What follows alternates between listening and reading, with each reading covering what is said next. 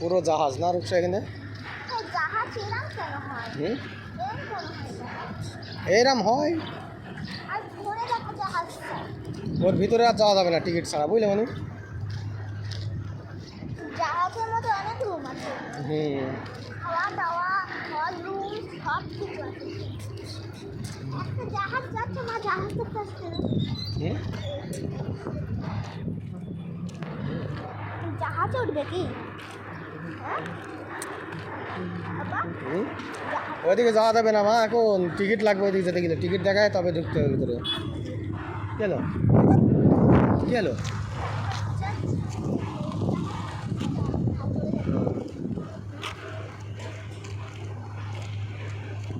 জাহাজ কোম্পানি। এ পড়ে যাবি, আমরা যাস না। এগুলো অনেক গভীর না?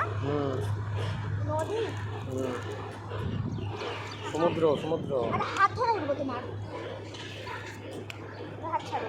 না স্যার, তোর অত সাহস থাকবে। দেখেছিস দেখেছিস আর দেখি ওরে যন্ত্রণা রে। ওই যে দেখেছিস দেখেছিস না, কই মাছ কই রে? ওই দেখো ছোট ছোট মাছ। আই ওই দাদা যা দেখি না পানি ছাড়তে যাবে রে।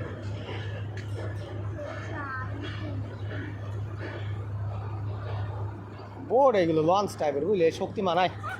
চল তো, অতিরিক্ত ইয়ে করছি।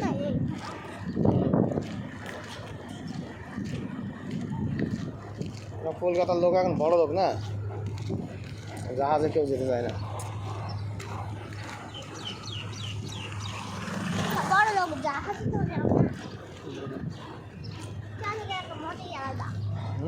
জাহাজে চড়া তো মজাই আলাদা। এখন তো দেখছি একটা জাহাজ যদি কত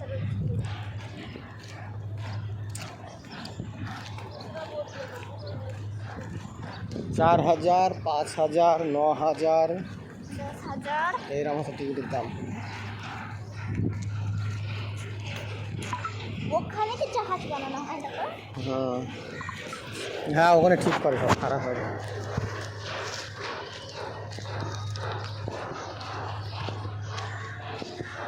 কমেন্টারি দেখতে চাও?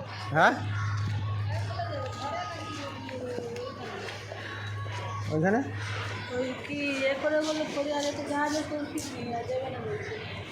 দেবে কিনা এরা সঠিক জানে না।